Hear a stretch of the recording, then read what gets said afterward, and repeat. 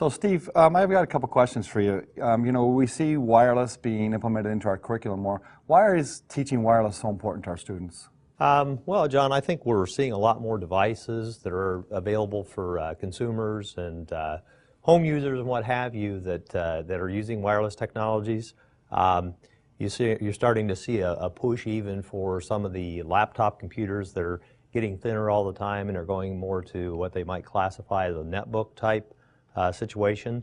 I'm not necessarily certain how those are going to all pan out, but at this stage it looks like there's some good prospects there.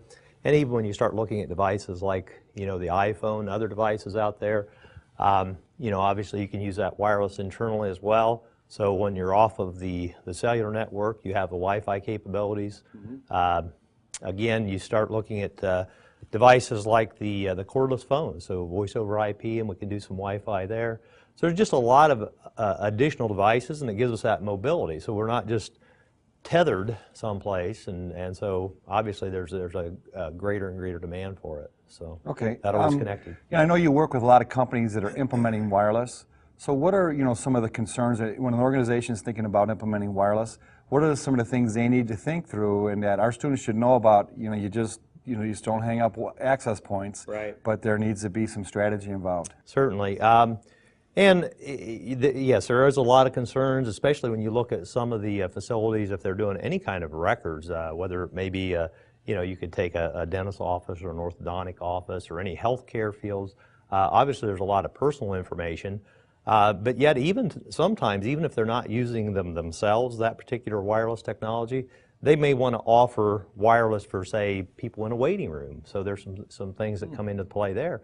But by the same token, they don't want to just totally open things up, because there's even some things coming down the pike right now that looks like people may be required to keep additional records. So we need to make sure that we're going to have some security in these particular devices beyond just just opening them up so that people can log in and use them, because we're going to be responsible for them.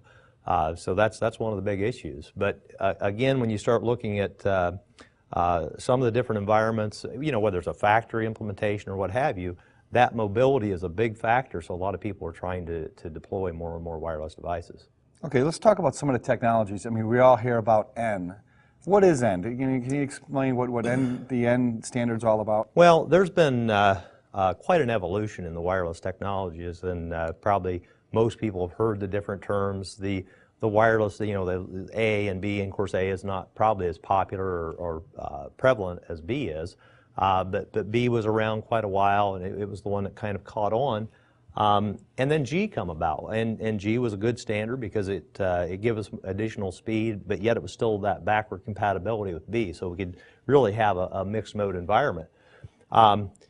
But still, when you look at wireless technologies, it is a shared medium. So even when you have 54 megabits per second, the more devices you get on there, the less throughput you have. So there's still a need for additional speed there as you get in. And once again, our devices are getting faster, so people expect more. It's like they never have enough anyhow. So the newest standard coming about is N. And there's some different, the spec hasn't been totally settled. I've seen up to 540 megabits per second, for instance, as far as the top speeds. So, it's going to give us a lot more capabilities, getting off that wired network and then being able to still so it's faster too than the wired. Much faster. And then it also has a little bit different handling of how it does its input and output. They have what they call a MIMO technologies, which is multiple input, multiple output. So it has multiple radios. It actually uses both the 5 megahertz and the 2.4 megahertz. So it takes advantage of that as well. Okay, I think one of the things we're also seeing is the evolution between what we call autonomous access points and lightweight access points. What is that? What's the difference between them, and what do students need to know about that? Well, I guess the autonomous access point, and I think probably most people can relate if you take your traditional home-based router, whether you have, there's a lot of popular brands out there, of course, Linksys and D-Link and many others out there. Basically, those would be classified as an autonomous device.